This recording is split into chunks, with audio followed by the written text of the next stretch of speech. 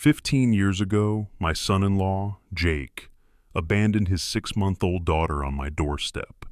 The squeal of his tires on the asphalt was louder than the note he left. Last week, that same man, now wealthy, sat across from me in a courtroom, pointed his finger, and told a judge I was too old and too out of touch to raise the very child he called a burden. And the scary part is, for a moment, looking at his expensive suit and my own fatigue, I almost believed him. Hello, everyone. Thanks for listening. I've got to take a breath, even now, just thinking about it. My name is Dominic. I'm sitting on my porch here in suburban Ohio. It's quiet now, but my mind keeps going back. It all started on a November morning, the kind that's cold right to the bone. That squeal of tires, like I said, it sounded like a gunshot in the dead of night. It woke me straight up. By the time I got to the front door, there was no one there, just a car seat, one of those cheap plastic ones. When I opened the door, the first thing I felt wasn't worry. It was the biting cold of the metal on the doorknob. It just seized my hand. I looked out. I didn't see a car, just the black skid marks curving away down the street, shining a little under the streetlight. The wind was kicking up dry leaves, making them scrape across the driveway. It was the only sound. Then I looked down. There she was. Lily. She wasn't even crying. That's the part that always gets me. She was just looking up at me with these big, wide eyes, her little body shivering. I hope you're all somewhere warm, listening to this. It's good to talk about it. If you're listening, maybe let me know where you're from in the comments. I'd really like to know how far this story is traveling. I carried her inside, 6 months old. The blanket wrapped around her was thin, and it reeked of stale beer and cigarettes. Pinned to that blanket was a piece of paper. It wasn't a letter. It was a cocktail napkin. The cheap, flimsy kind you get at a dive bar. It was crumpled, like it had been in his pocket for a week. And scrawled on it, in this shaky handwriting, were 4 words. She's your burden now. I must have read those 4 words a dozen times. Burden. Me, Dominic Patterson, 52 years old. A man who spent his entire life making sure every joint was square, every foundation was level, every bill was paid on time. A man who prided himself on meeting his obligations. And this word is thrown at me, thrown at this tiny, innocent kid. The anger wasn't hot, like fire. It was ice, just a cold, heavy block of it right in my chest. I took Lily out of the car seat and got her wrapped in a clean towel. After she was settled in my armchair, I went out back. I walked to my old Weber kettle grill, the one my wife, Emma, my late wife, the one she and I used to use for 4th of July parties, and I lit that napkin on fire. I just stood there in the cold, watching it curl up into black ash and disappear. I told myself right then, burdens are just responsibilities that cowards are too weak to carry. I knew Jake was broken. I tried to give him the benefit of the doubt. My daughter, his wife, Emma, had passed away just 3 months earlier. Grief is a terrible, hollow thing. It can swallow a man whole. But I come from a generation that believes work is the antidote. You keep your hands busy, you get up, you put your boots on, and you do the job. That's how you get through it. I'd seen him drowning in it. A week before he vanished, I'd gone over to his apartment to check on him. The place was awful. Bottles everywhere, takeout boxes, filth. He hadn't showered in days. The smell, I can still remember it. I tried to reach him. I said, "Grief doesn't pay the bills, son. Look, I've got a small project in the garage. Just some old chairs to fix up. It'll get your mind off things." I just wanted him to do something, to put his hands to work. He just roared. He grabbed an empty whiskey bottle from the floor and threw it right at the wall. Glass just exploded everywhere, and he yelled at me. I'll never forget it. He yelled, "You think everything can be fixed with a hammer and nails? You don't get it. You just don't get it." And maybe he was right. I didn't get it. I only know how to rebuild. I don't know how to just sit and be broken. The irony, the timing of it all, I had just retired. 52 years old. I'd worked heavy construction, supervising crews, for 30 years. I had plans, real plans. Me and the guys from the old crew, we were going to drive out to Yellowstone the next summer. I had my eye on a brand new Lazy Boy recliner. You know, the big one, the one with the built-in cup holder. That was my plan. Instead, I was up all night, my big clumsy hands fumbling with bottles of baby formula, trying to get the temperature right. And it felt like the whole world had decided to crash right along with me. This was around 2001, 2002. The dot-com bubble had just burst. My entire retirement savings, my 401k, the thing I had poured my sweat into for decades, the thing that was supposed to guarantee my independence, it evaporated. Almost half of it, just gone, in a matter of months. I'd turn on the TV, and the news was all about tech companies failing, the NASDAQ plummeting. And there I was, standing in a Kroger aisle at 2 in the morning, holding 2 different brands of diapers, trying to figure out which one was a better deal per unit. I had to pull money out of that retirement fund, right when it was at the bottom. That was a blow to my pride, a real blow. That money wasn't just money, it was my independence. It was 30 years of getting up in the dark and the cold, and I had to spend it on a high chair, a crib, clothes. My house, which was a quiet, orderly place set up for one man, was suddenly overflowing with colorful plastic toys and baby gates. The hardest part, though, I had to clear out Emma's room, my daughter's room. I'd been putting it off. I hadn't touched it since the funeral. I did it alone. I didn't cry. I just took her clothes out of the closet and I folded them. Carefully. Meticulously. I folded them the same way I used to fold blueprints on a job site. Every crease, just right. It was a job that had to be done. I packed her things into boxes and moved them to the attic. And then I went out and I bought a crib and I assembled it, right where her bed used to be. This wasn't a choice. This was responsibility. My buddies would call, good men. Dom, want to go fishing on Saturday? Hey, Dom, we're playing some cards down at the VFW. You in? I turned them all down. Busy, I'd say. That's it. Just busy. I didn't explain. How could I? Sorry, guys, can't make it. I'm learning how to change a diaper without making a mess of the entire living room. It just wasn't something we talked about. I'd look down at my hands, you know? They're covered in scars. Scars from decades of working with rebar and lumber and metal. They're calloused, rough, and now these same hands were learning to tie the tiny little bows on a baby's dress. I'd been a supervisor. I'd managed crews of dozens of men, built things that will outlast me. Now I was a father again, at 52. And I promised myself, standing there in that room, I would not fail at this job. I'm not good at talking about feelings. My father didn't raise me that way. He was a factory man, worked the line his whole life. In my family, we didn't say, I love you. We did things. You see a broken fence, you fix it. You see a worn tire, you change it. You see your kid's car making a funny noise, you spend Saturday under the hood. Love was an action. It was about showing up. So that's how I raised Lily. It was the only way I knew how. When she was about 7, I didn't read her fairy tales. I took her into the garage. My garage, that's my sanctuary. It always smells right. You know, that mix of grease and gasoline and pine sawdust. It smells like work. I gave her a small hammer, my old Craftsman, the one with the wooden handle worn smooth, and I taught her how to drive a nail straight into a piece of scrap 2x4. Respect the tool, I told her. That's the first thing.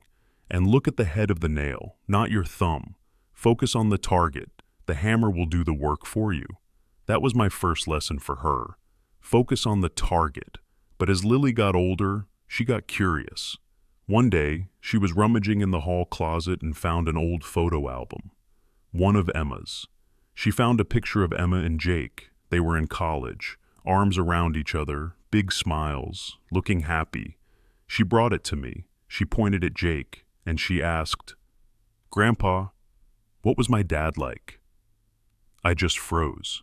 My throat got tight. I wanted to protect her. I mean, what could I say? Could I tell her that he was a coward who left her on a doorstep like a bag of trash? That he chose a bottle over his own daughter? That he wrote her off as a burden? I couldn't. I just couldn't bring myself to say it. So I said, "He was a salesman. Your mom, she loved him very much." Then I looked out the kitchen window. "Look at that, a cardinal, bright red one. Go get some seed for the bird feeder, will you?" I changed the subject, and I saw it. I saw something in her eyes. It was like a little door, a little window, just quietly close. And I knew I'd failed that test. Lily was smart. I mean, scary smart, but smart in a way I didn't really understand. I'm good with things you can touch, tangible things. I can fix any engine, I can build any wall, I can read a blueprint like it's a newspaper. Lily, she lived in machines. I'll never forget, she was about 8 years old, and she took apart the old desktop computer I had in my study. Just took it apart, pieces everywhere. I was furious. I mean, really angry. I thought she'd broken it for good, but then she put it all back together, and it ran faster than it ever had before. She'd cleaned it, optimized something. I don't know. She did it on her own, just from reading things online. She didn't care about my hammer. She cared about circuit boards and wires. I was proud. I mean, really, truly proud. But I'll be honest, there was a distance too, a little pang of something. It was like she was speaking a language I couldn't learn, and it scared me a little. I knew I gave her a good home, a safe home, a stable life. Dinner was at 6 o'clock, sharp, every night. Homework was done at the kitchen table where I could see it. She never wanted for anything essential. She had good clothes, good food, and a roof that didn't leak. But I knew there was a gap. I couldn't give her the softness, the kind her mother, Emma, or her grandmother could have given her. I'm a man of rules and schedules and responsibilities. I don't know how to comfort with words. When she was sad, a fight with a friend or a bad grade, I'd just take her out for ice cream, a chocolate sundae, or I'd just sit next to her on the couch while we watched TV, not saying anything. I just didn't know what to say. And I always worried. I still do. I worried that my silence, my inability to talk about the feelings part of things, would someday be mistaken for not caring. I tried to be everything for her.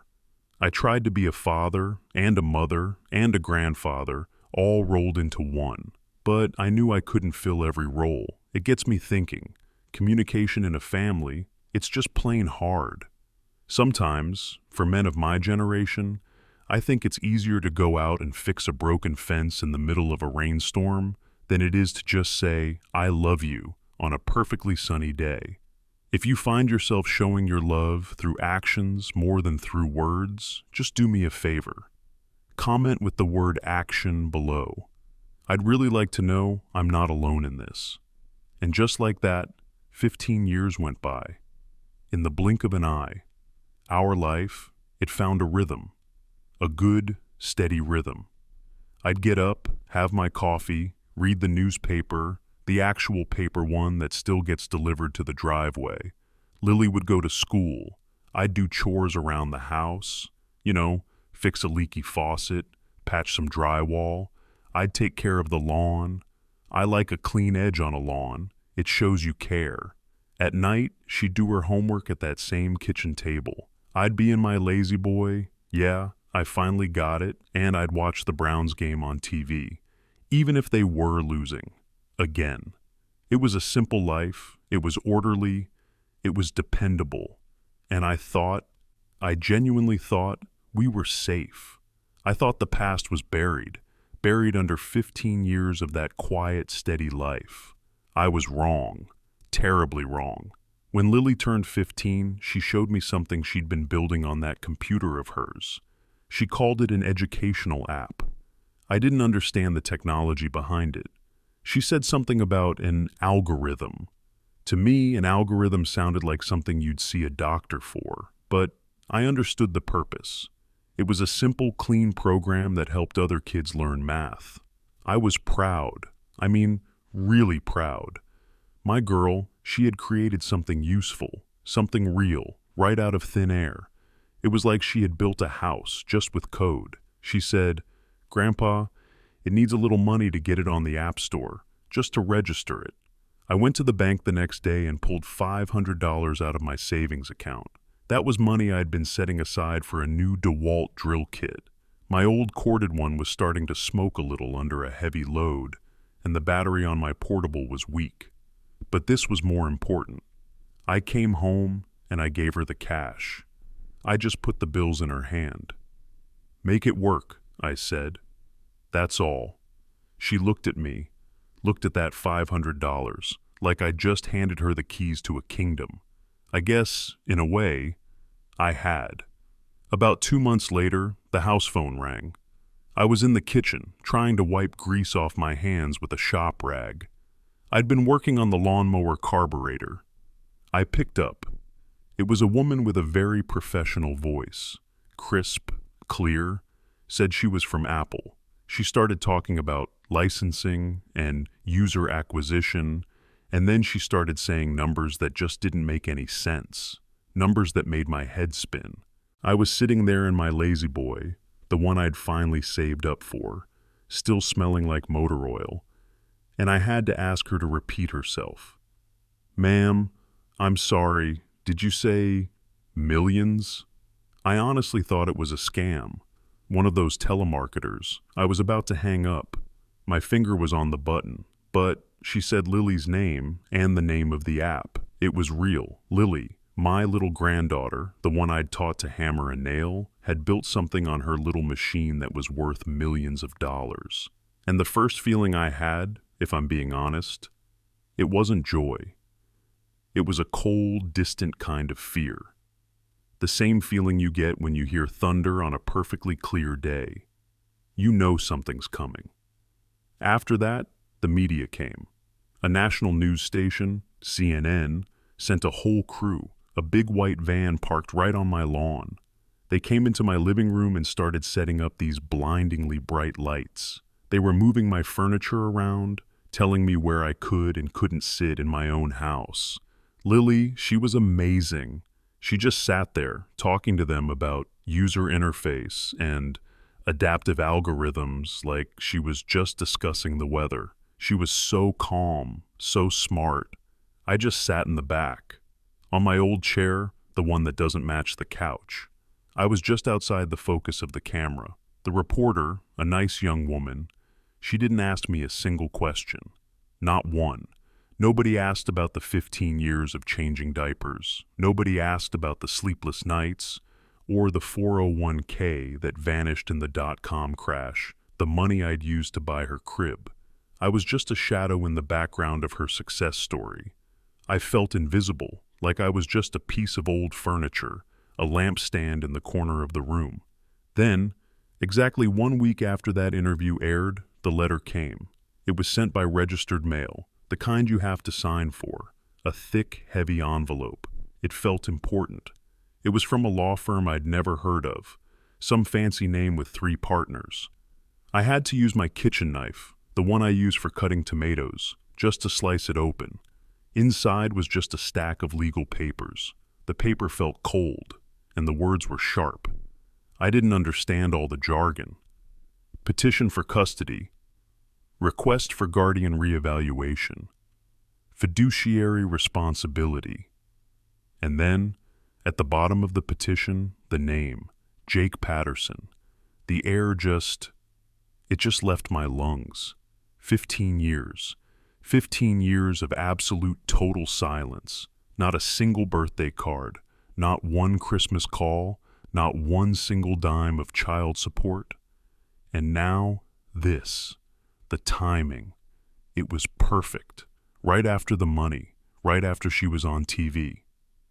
That same evening, the phone rang. That fancy, smooth voice wasn't on TV. It was right in my ear. This time, I knew who it was before I even picked it up. I lifted the receiver. "Hello, Dominic." That voice. It wasn't the ragged, desperate yelling of the alcoholic I remembered. It was smooth, confident, polished. It was the voice of a businessman. He said, "I'm guessing you got the paperwork. Well, it's time for me to be a father. I'm sure you understand." I didn't say a word. I just stood there by the wall phone in my kitchen, and I could hear sounds on his end. I could hear the faint clink of an ice cube in a glass. I could hear music playing in the background, some kind of soft jazz. He was in another world, a world of money and comfort, and he was calling to take my world away. I just gripped that old plastic phone, squeezed it so hard my knuckles turned white, and then I slammed it down. I hung up. I didn't give him the satisfaction of hearing me speak. I knew, right then, I couldn't fight this by myself. This was his world now, a world of contracts and lawyers, not my world of wood and steel. I had to hire a lawyer. Margaret Winters, a smart woman, sharp, didn't waste a single word. She had an office downtown, just a small, clean place. She looked at the papers I brought in. She looked at me over the top of her glasses. "Dominic," she said, her voice was all business, "they're going to attack you. They're going to use this CNN story against you. They will say you're old. They will say you have a low income. They will say you don't understand your granddaughter's world or her finances. They will say you are not equipped to manage her assets." Then she said the words that really stuck in my gut. She said, "They're going to take your greatest strength, your stability, the quiet life you built, and they're going to twist it into your greatest weakness. They'll call it stagnation. They'll call you out of touch."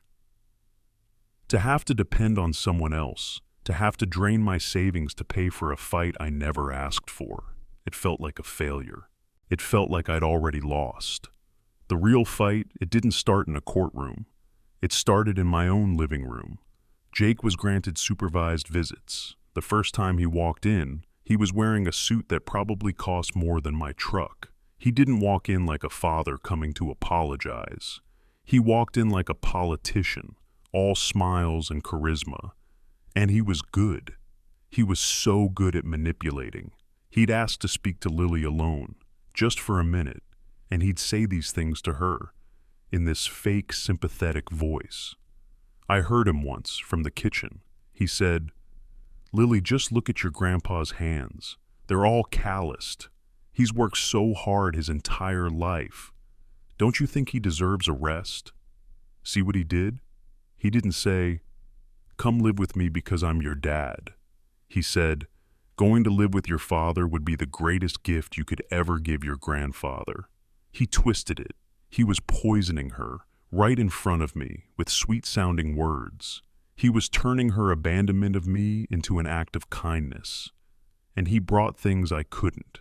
He had this new, shiny, leather-bound photo album. It was full of pictures of him and Emma from college, pictures of parties, road trips, him looking young and handsome. He was selling a history, a romantic past that Lily had never known. He was building this myth of him and her mother, and it made the stable, quiet, maybe even boring life that I provided. It made it look small. It made it look lacking. My silence, my inability to tell those kinds of flashy stories, was now being used as proof that I was cold, that I was distant. He was selling her a version of her mother that I couldn't compete with because I was too busy with the present, too busy packing her lunch, making sure her homework was done, and keeping the lights on. Then his lawyers started their attack, just like Margaret said they would. They demanded my financial records, every last one. They picked apart my small pension. They looked at the little bit of money I'd managed to build back up in my 401k after the .com crash. They called me, in official court documents, the aged guardian. They mentioned my limited financial means. They put me in a deposition and questioned me about my income, my assets, my mortgage. They made 40 years of hard work, of getting up at 5 in the morning, of working in the snow and the rain. They made it all sound like one long failure. They made me feel ashamed for not being rich. The feeling of having my finances, my life, picked over by these strangers in suits, it was horrible. It felt like being stripped naked in the middle of town. And I saw the change in Lily. It wasn't all at once. It was slow, a little bit at a time. She got quiet, more irritable. I'd catch her sighing as she was looking at college websites on her laptop, looking at the tuition for places like MIT or Stanford. Jake had been promising her a different world, a world of high-tech labs, connections in Silicon Valley, a future that he could buy, and I couldn't. She started to get frustrated with small things, the way I still used an old flip phone, the fact that I didn't understand what her app even did. The gap between us, the one I'd always worried about, was getting wider, and Jake was standing on the other side, pulling her away, and I didn't know how to stop it. I didn't have the words. The breaking point came one evening. We got into an argument. I don't even remember what it was about. Probably something stupid, like her curfew, just a normal, everyday thing. But she exploded. Tears streaming down her face, she yelled at me. She yelled, "You don't understand. This is my future. You can't just keep me here forever. You're still living in the past with your old tools." Those words. Old tools. It hit me harder than any punch. It was my worst fear, spoken out loud by the person I loved most. It was the hammer I taught her to use. It was the DeWalt drill I gave up for her. It was my entire life, my whole way of being, my belief in hard work and tangible things. And she'd just dismissed it all as old, obsolete.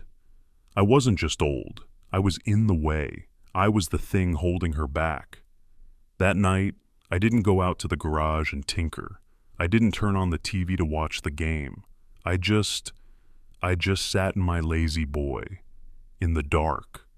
The house was quiet, so quiet it felt loud. I didn't feel angry, I just felt empty, hollowed out, like I had run a marathon for 15 years, and just before the finish line, someone stepped out and told me I'd been running in the wrong direction the whole time. For the first time in my entire life, I felt like a failure, like an old, useless man. I sat there in the dark, and I wondered if Jake was right. I wondered if I was the burden, after all. I woke up in that armchair. My neck was stiff, and my back was aching. The sun was just starting to come up, giving that weak gray light that filters through the blinds and makes everything in the room look old. The house was dead quiet. I sat there for a minute, just listening to the silence, to the hum of the refrigerator. I felt that hollowness again, that feeling of failure from the night before. Then I pushed myself up. My joints cracked, and I let out a groan. A man shouldn't sleep in a chair. I went to the kitchen and did the only thing I knew how to do. I made coffee. I pulled out the old metal percolator, the one I've had for 30 years, and I made a pot, black and strong enough to strip paint.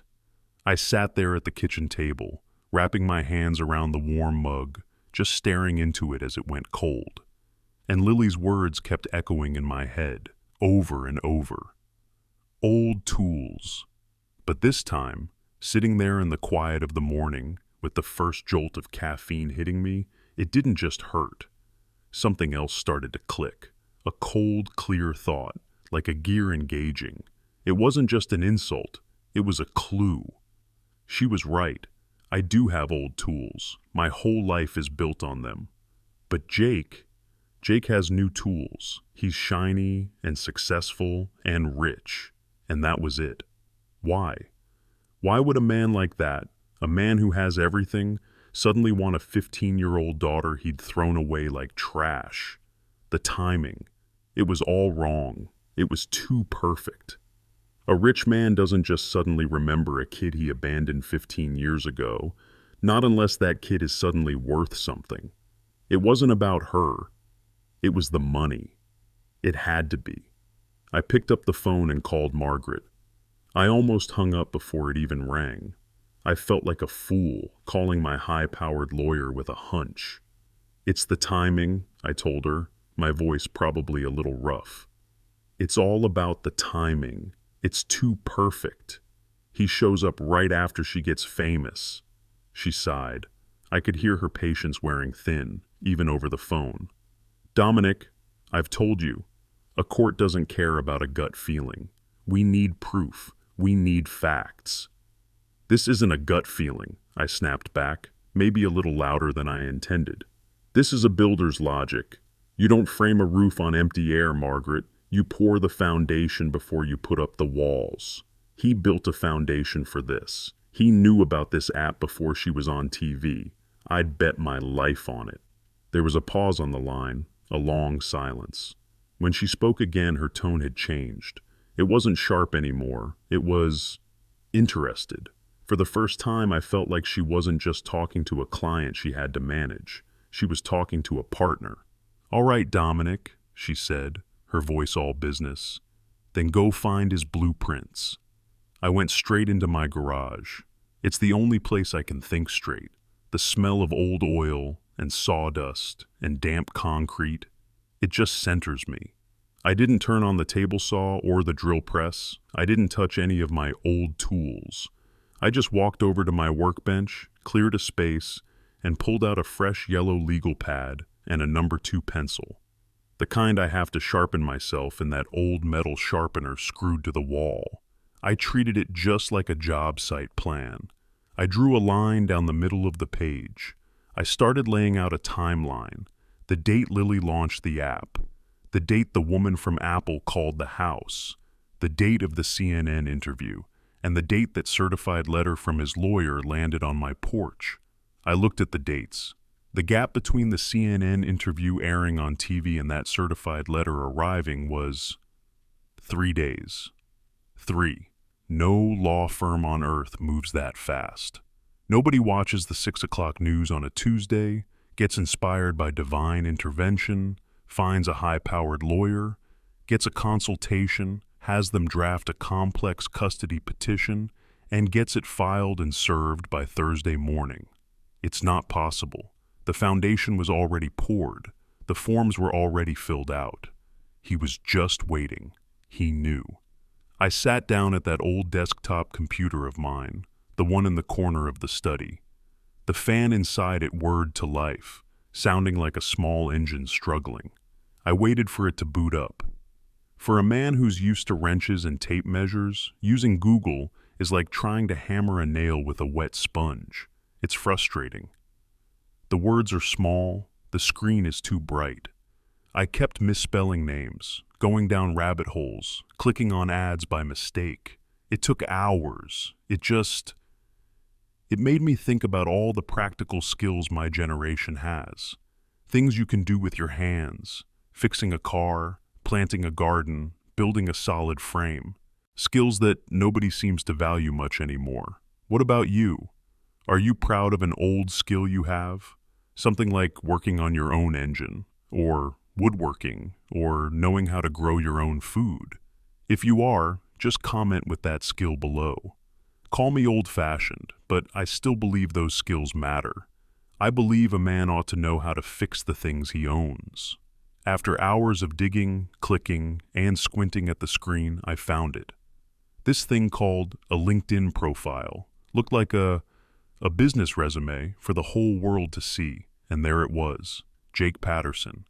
And his job title, Senior Developer at Apple. My heart hammered against my ribs. Apple. It's a huge company, tens of thousands of employees. It could be a coincidence. It had to be, but it was too big to ignore. I kept digging. I started looking for company articles, press releases, anything that connected him.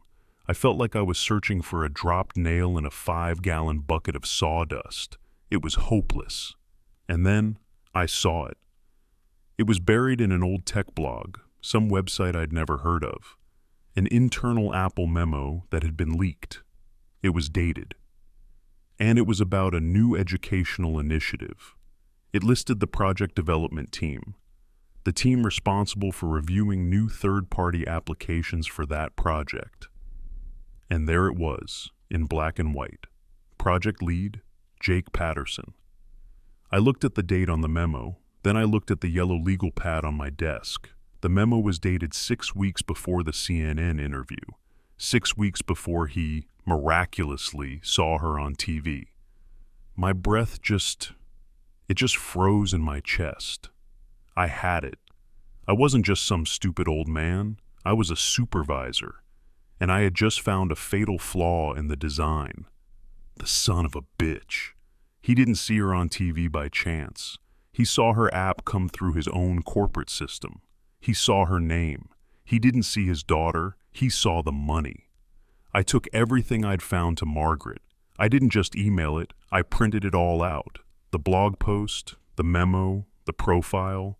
I walked into her office and spread the printouts across her big mahogany desk. I laid my yellow legal pad with the timeline right next to them. She read through them, one by one. She didn't say anything. And this cold, professional smile spread across her face. "Dominic," she said, looking up at me, "this is the smoking gun. But if we fire it too early, he'll wriggle out of it. He'll claim it was a coincidence. He'll say he recused himself, that he didn't want to influence the outcome." She leaned forward. "He thinks you're an old fool," she said, "and we're going to let him. We need him to lie, a big, spectacular lie, on the record, in front of the judge, and most importantly, in front of Lily. We're going to let his own arrogance be the trap. You just let me handle this." The day of the hearing, I put on my only suit, the one I wore to Emma's funeral. It smelled like mothballs, and it felt tight across the shoulders. It felt wrong wearing it for this. The courtroom was suffocating, all dark wood paneling and high ceilings, and a heavy, tense quiet. I saw Jake. He was on the other side, wearing a suit that looked like it cost more than my truck. He looked comfortable, relaxed, like he owned the place. He was smiling, sharing a laugh with his lawyer. He looked over at me and nodded. It was this arrogant, dismissive little nod, almost like he pitied me. I just stared straight ahead. I found the American flag in the corner of the room, standing next to the judge's bench, and I focused on that, on the stripes. Lily sat on a bench between us, but a little closer to him. She was just staring down at her own hands, twisting them together in her lap. Just like Margaret said he would, Jake's lawyer started with me. He came at me hard, asking these sharp, tricky questions designed to make me look like a fool. "Mr. Patterson, are you familiar with the term beta testing? Mr. Patterson, can you please explain to the court that the difference between UI and UX? Mr. Patterson, could you tell us your strategy for managing the scaling of a cloud-based digital asset?" He was painting me as some kind of caveman, a dinosaur who wasn't qualified to even speak to his granddaughter, let alone raise her. And every time, I had to look at the judge and say, "No, sir, I am not. I don't know that term." I could feel the shame creeping up my neck, hot and red. I could see the smirk on the lawyer's face. I could hear the court reporter's keys clicking in the silence. And I saw Lily. She winced, just a little, every time I said it. It was hurting her to see me humiliated. But I caught Margaret's eye. She gave me the slightest nod. "Stick to the plan." Then it was Jake's turn. He was a master, a true performer. He talked about how Emma's loss had destroyed him. He talked about 15 years lost in a fog of regret. He talked about how he'd rebuilt his life, gotten clean, remarried, found stability. He looked and sounded like the poster boy for redemption. He said he wanted to share his new success with the daughter he never had the chance to know. He talked about wanting to send Lily to MIT, to give her every opportunity. He was so smooth. He almost had me believing him. Then it was Margaret's turn. She stood up. Her voice was quiet, almost gentle. "Mr. Patterson," she said to Jake, You testified that you saw your daughter on the news, and it was, in your words, a sign? Jake nodded, his eyes full of practiced sincerity. Yes, it was like God was speaking to me. It was the moment my life changed. Margaret nodded, just letting that hang in the air. So, you had absolutely no knowledge of your daughter's application, Lily Marie Learning, prior to that television broadcast? Jake looked at her, then at the judge, the picture of confidence. No, of course not. How could I have? Like I said, it was a divine intervention. He'd said it. He'd lied. Under oath. Margaret turned to the judge. Your Honor, I'd like to submit into Evidence Defense Exhibit D. This is an internal Apple memorandum dated May 12th, 6 weeks before the television interview. She placed the document on the overhead projector for the whole court to see.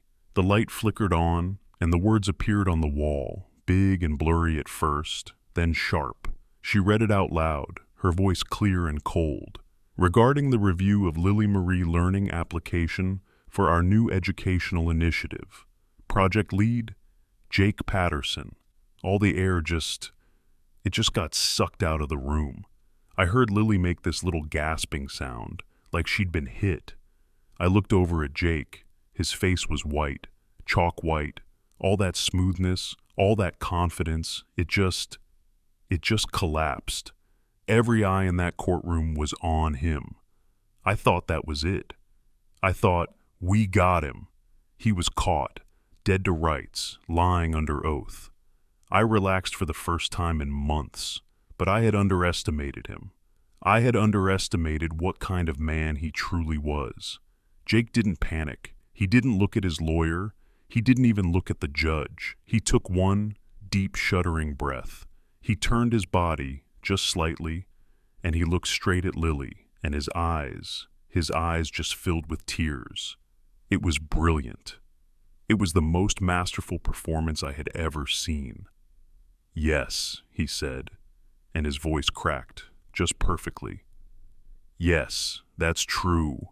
I saw her name, on a document, on my desk, my daughter's name, my late wife's name, Lily Marie. He put his hand over his heart, this gesture of pain. Can any of you imagine what that felt like? It was a punch to the gut. It was like Emma, like my wife was speaking to me from beyond. I was stunned. I was broken all over again. He stood up, even though his own lawyer was motioning for him to sit down, to shut up. I was paralyzed, he shouted, but it was a shout of anguish, not anger. I knew it was a conflict of interest. Of course I knew. I backed away from the project immediately. I didn't tell a soul. I just wrestled with it, alone, for days. He was pacing now, a man tortured by his own conscience. He locked eyes with Lily again. But that moment, seeing her name, it broke through 15 years of pain and fog. It didn't show me a business opportunity. It showed me what I had to do. It showed me that my daughter was alive and that she needed me. Just like that, he had twisted it. He had taken a cold, calculated act of corporate fraud, of insider knowledge, and he had turned it into a moment of spiritual awakening, a sign from his dead wife. The whole courtroom was silent. It was brilliant, in the most terrifying way. Jake's lawyer, smooth as his client, jumped right in. Your Honor, this only proves my client's love. It doesn't matter how he found out about his daughter. What matters is that when he did, he acted. He saw a sign from heaven, and it moved him to do what's right. Margaret was on her feet, objecting. She was talking about deception, calculated misrepresentation, a clear pattern of financial motivation. But the damage was done. Jake had muddied the waters. He'd made the facts, the truth, seem cold and cruel. The judge just looked tired. He was a good man, I could tell, but this was a mess. He rubbed his temples, right under his hairline. He looked at me, this old man in a funeral suit. He looked at Jake, this successful, teary-eyed executive. And then his eyes landed on Lily, who was just staring at the floor, caught in the middle. "The court will take a recess," he announced, his voice heavy. "I am going to speak with Miss Patterson in my chambers, alone."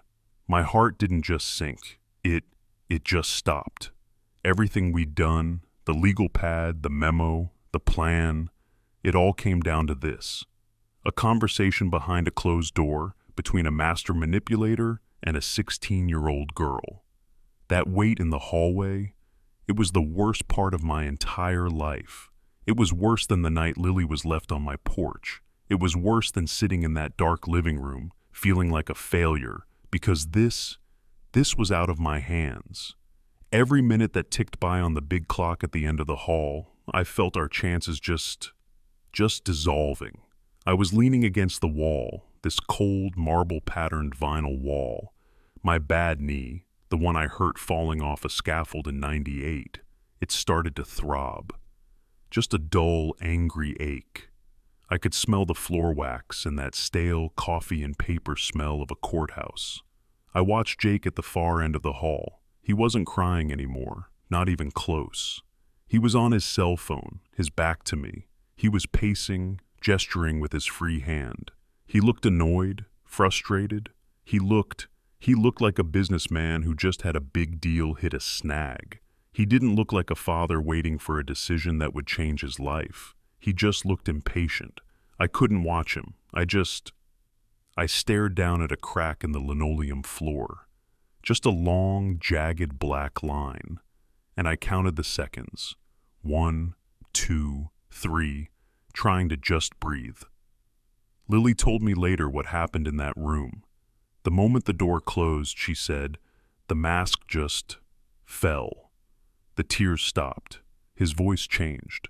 It went from emotional and broken to practical, calm, like he was closing a deal.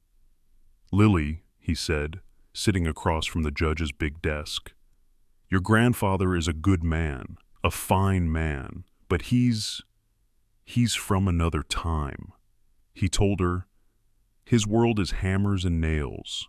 Our world, your world, it's code and algorithms and capital. Let him rest. He's earned it.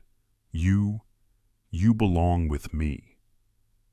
He told her about the places he could take her, the people he could introduce her to at Google, at Facebook, the labs at MIT. He wasn't talking about love. He wasn't talking about being a family. He was talking about belonging, like she was a rare, valuable asset, a first-round draft pick, a stock that had just gone public. The door to the judge's chambers opened. It seemed so loud in the silent hallway. Jake came out first. His face was smooth again, confident. He shot his cuffs, and he straightened his expensive silk tie. He looked like he'd won. Then Lily came out. She was pale, so pale. She wasn't looking at Jake. She wasn't even looking at me. She just stared straight ahead, at the double doors at the end of the hall. Jake started to step toward her, his arms half open, that fake sympathetic smile already forming on his face. But Lily, she didn't stop. She didn't pause. She walked right past him, like he was just a stranger. She walked down that long hallway, her footsteps quiet on the tile, and she came straight to me, where I was still leaning against the wall, my knee throbbing. She stopped right in front of me. She looked up at me. And then she took my hand, my big, calloused, scarred hand. Her hand was ice cold, shaking, but her grip was like an anchor. It was the firmest thing I'd felt all day. We walked back into the courtroom together, hand in hand. The judge sat down. The air in the room was so thick you could barely breathe. "I have spoken with Miss Patterson," the judge said, his voice flat. "She has made her decision. However, she has requested to speak on the record." My heart, it just seized up. I looked at Lily. She was still holding my hand. Across the aisle, I saw Jake. He was smiling, just a small, confident smile. He thought he'd won. He thought his promises of a new world, his poison about me being old and tired, had worked. Lily let go of my hand. She stood up. She was just a kid, but she seemed as tall as anyone in that room. The whole place was holding its breath. She looked right at the judge. Her voice didn't shake. It was clear and strong, and it just rang in that wooden room. "Your Honor," she said, "a few hours ago, my father's lawyer asked my grandfather if he knew what a user interface was." She paused, and then she turned and looked right at me. "And my grandfather, being an honest man, said no. He told the truth." I saw Jake's lawyer, that smug look, that little smirk. He thought she was making his case for him. He thought she was pointing out my weakness. "He was right," Lily continued, her voice getting stronger. "My grandfather doesn't know about a computer's user interface, but for 15 years, he has taught me about the user interface of life." The whole courtroom was confused. You could feel it. "He taught me," she said, "that the responsibility button always has to be pressed, even when it's hard. He taught me that integrity is an operating system that you never ever let crash. He taught me that love isn't a flashy pop-up window. It's the background code, the code that runs quietly all the time to keep everything working, even when you can't see it." My eyes were stinging. I couldn't see straight. Then she turned. She turned away from me and she looked straight at Jake. "My father," she said, and her voice was as cold as that hallway floor. "He's very good at interfaces. He sees an app, he sees millions of dollars, he sees a business opportunity. My grandfather," she turned back to me, "he just saw me." That's when it happened. I couldn't stop it. A tear. It just broke free and ran down my cheek. Hot, stinging. The first time I had cried in public since Emma's funeral. "The code I live by," Lily finished, her voice echoing in the silence. "The code that matters is the code he taught me. That is his legacy. And I'm not going anywhere. I'm already home." The judge didn't need to hear any more. He didn't even pause. He just cleared his throat, and his gaze on Jake was like ice. "The petition is dismissed," he said, his voice sharp. "Custody of Mr. Dominic Patterson is affirmed.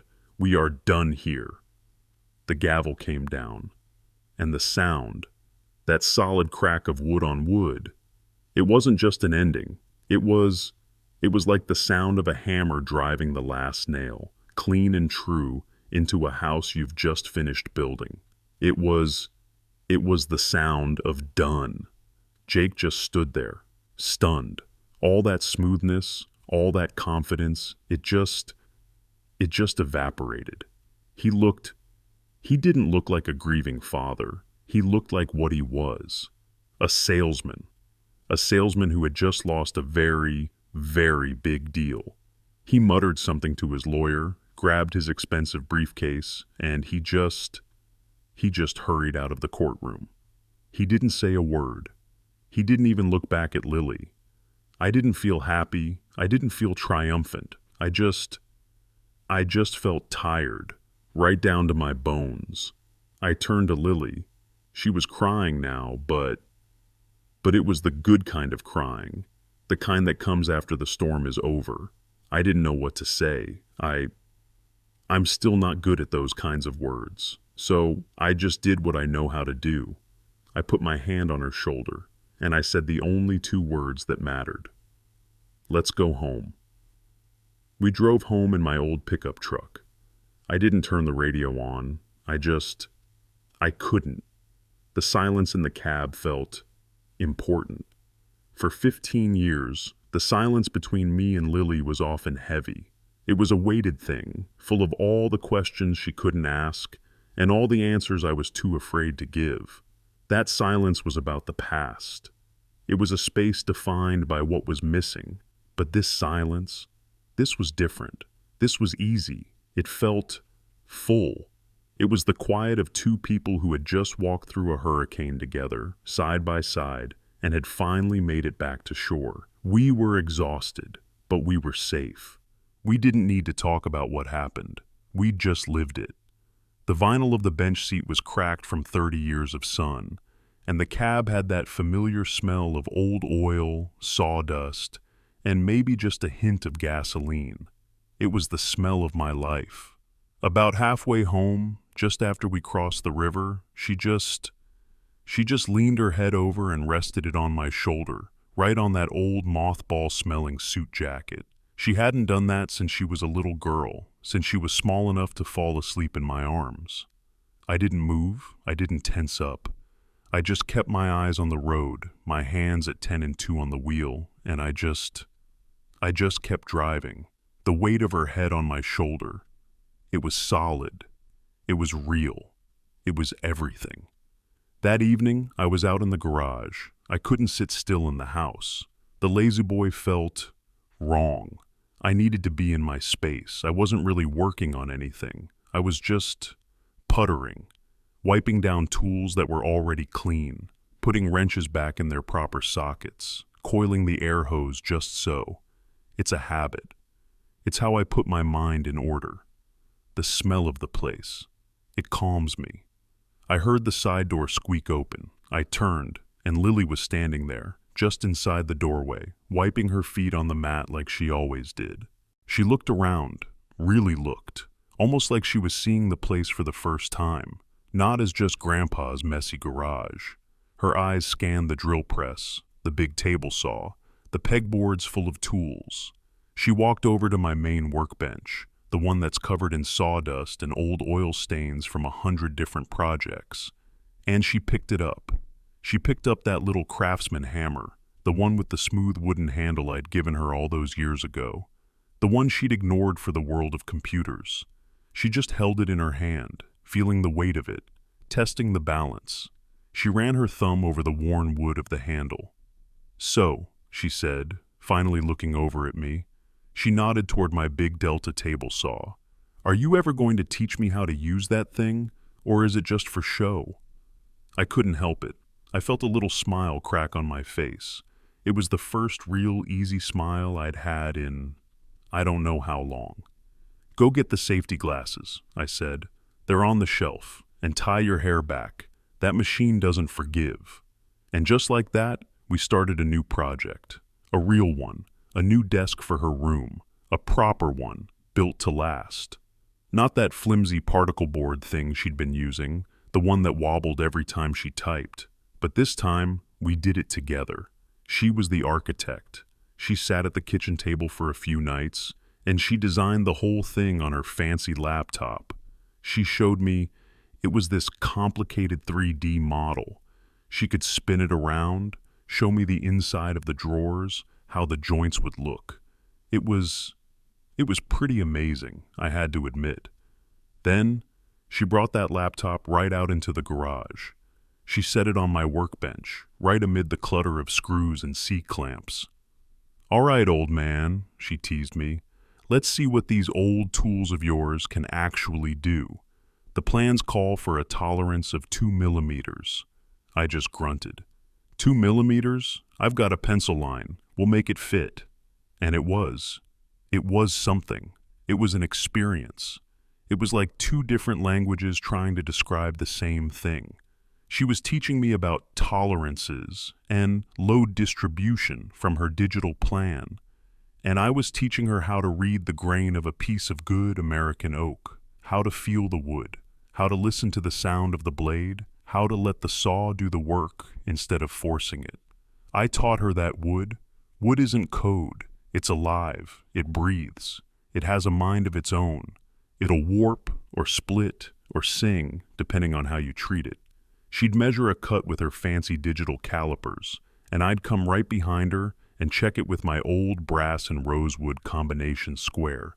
And damn it, we were both right every time. We were combining her world of code and algorithms with my world of hammers and nails. And my garage, my quiet sanctuary, it was suddenly full of the sound of sawing and routing and sanding. And for the first time in a long, long time, it was full of laughter. The smell of fresh-cut oak and pine filled the air. And I'm telling you, there is no better smell in the world. We were building something real, something tangible, together. We talked about the money, too, the Apple money. It was a lot. It was a number so big it felt scary. It felt unreal, sitting in my old bank account. "I want to invest it, Grandpa," Lily said one night, after we had finished gluing up a set of drawers. We were sitting on the porch, just watching the sunset. I started to talk about what I knew. Mutual funds, treasury bonds, safe things, slow, steady things, things a man can rely on. "No," she said, cutting me off gently.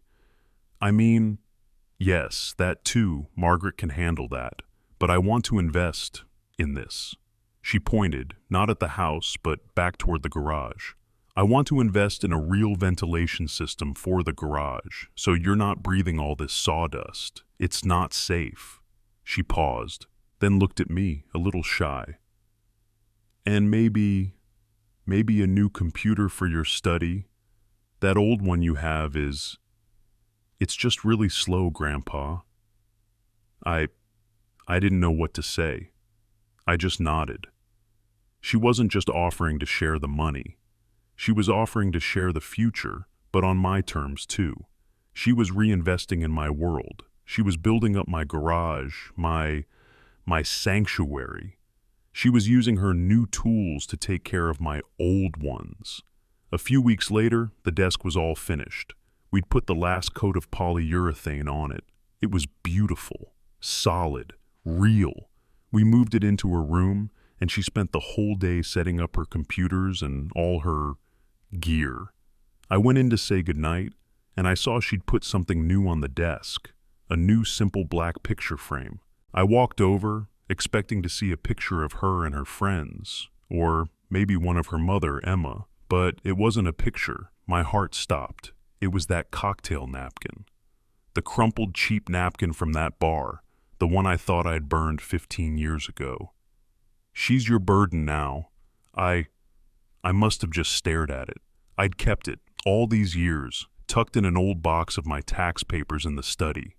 A reminder, a piece of fuel for the anger. She must have found it. I felt ashamed that she'd seen it, but as I leaned closer, I saw there was more. She had flattened it out, carefully, behind the glass, and right underneath it, in her own neat, strong handwriting, she had written 2 sentences. "No, she's your legacy." This world it's so noisy now. Everyone's talking, yelling, everyone's scrolling on their phones, looking at the next thing, talking about the next big thing, about billions of dollars, about the future, the future, the future. They talk so fast, and they forget. They forget that a future has to be built on a foundation, and that foundation, it's made of simple, quiet, boring things. Things like consistency, things like showing up every single day, things like keeping your word, even when it costs you. Jake, he was a man of the future. He was fast and smart and smooth. He had all the right words, but he had no foundation. He was building on sand. And when the first storm came, when the first bit of truth was spoken, it all washed away. His lawyer, that lawyer in his $1,000 suit, he was right about one thing. I'm old. I'm 67 years old, and I don't have a lot of money. For a long time during that trial, that fact, it made me feel like a failure. He made me ashamed of my pension, ashamed of my old truck, ashamed of my hands. He made me feel, for a moment, like I was a burden. But he was looking at the wrong ledger. I've realized legacy. It isn't what you leave for people when you're gone. It's not the number in your bank account or the house you own. Legacy is what you build inside them, every single day, while you're still here. I spent 15 years, day in and day out, building integrity in Lily, building resilience, building a framework of what's right and what's wrong. And that structure, that will stand up to any storm. It already has. My old tools, they're sitting on the bench right now, covered in a fine layer of oak sawdust. And they still work just fine. The hammer still drives a nail straight and true. The tape measure still tells the truth, every time. The level is still level. The world can change. Technology can change, and that's fine. But the principles, the blueprints of a good life, they don't. Responsibility, honor, integrity, love. Those are the tools that never get old. So, don't ever let anyone tell you that your experience, your knowledge is worthless just because it's old. Don't let them call you old-fashioned, like it's an insult. A man who can fix his own plumbing, a woman who knows how to grow her own food, a person who can keep a promise, that's not old-fashioned. That's essential. That's the foundation. A good foundation is a good foundation. Whether you're building a log cabin or a skyscraper, Jake called Lily a burden. That word, I'll never forget it, the sting of it. But he was wrong. She was never my burden, not for 1 second. She was my main support beam. She was the strut that held my whole roof up when my wife passed, when my daughter died, when my retirement fund collapsed and I felt hollowed out. She was my purpose. Right when I thought I didn't have one left. She wasn't just a project. She was the most important job of my entire life. So, if there's one thing I've learned in all my years, it's this. Don't you worry about whether the world recognizes you. Don't wait for a CNN article or $1 million check to tell you you've got value. You just do the work. You do it every day, especially when no one is watching. You show up. You build something strong. You build something true. You be the person that other people can rely on. In the end, that's all that matters. My name is Dominic Patterson. I'm a retired construction supervisor. And I am a grandfather. Thank you. Thank you for listening to my story.